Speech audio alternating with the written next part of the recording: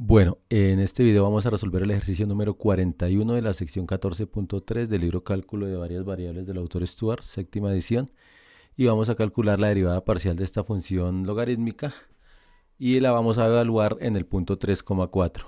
Entonces vamos a hacerlo a mano y luego mostramos en Wolfram varias maneras de hacer este cálculo. Entonces, para resolver este ejercicio, lo primero que hay que tener presente es que si la función es logaritmo natural de x, entonces la derivada de esa función es 1 sobre x.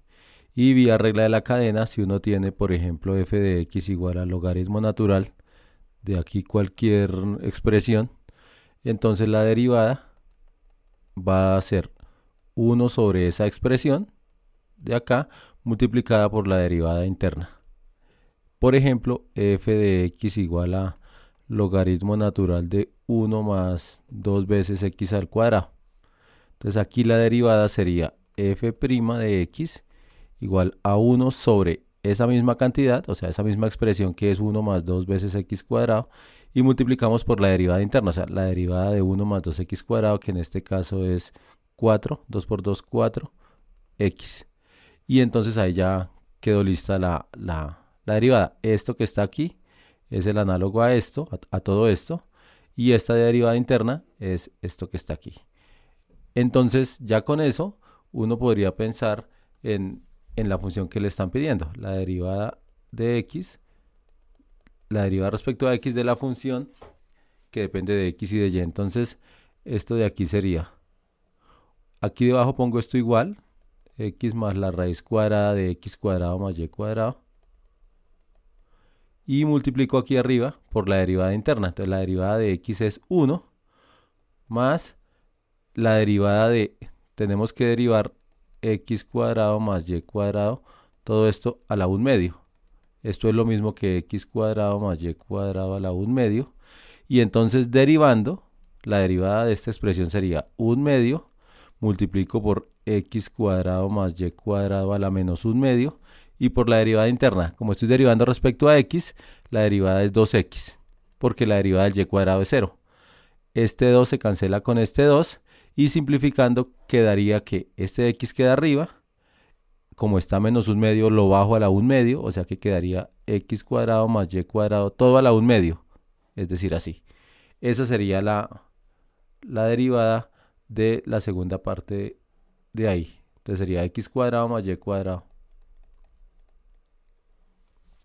Ahí ya uno podría bien simplificar o de una vez reemplazar. O sea, ahí sí ya va en cada uno lo que, como quiera resolver esto. Entonces voy a reemplazar de una vez f sub x, evaluada ya no en xy, sino evaluada en el punto 3,4.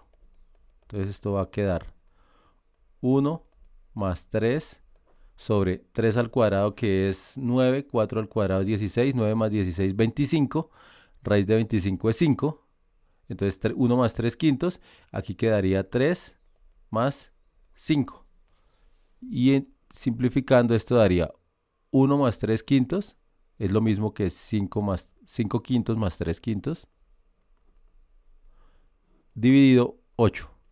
Entonces tengo 8 quintos dividido 8. Si quiero le ponen un 1 acá y hacen la división. Esto daría 8 sobre 40. Que sacando o calculándole la octava parte daría un quinto. Que es, se puede ver que este y este se cancelan, pero pues hay que tener cuidado cómo es que se cancelan. Listo, entonces ya tenemos calculada la derivada de esa función y evaluada en el punto 3,4. En GeoGebra, en Wolfram hay varias maneras de hacer esto. Por ejemplo, una manera es primero decirle al computador que le calcule a uno la derivada. Entonces aquí me dice que simplificada esa derivada, después de que se simplifica da 1 sobre la raíz cuadrada de x cuadrado más y cuadrado.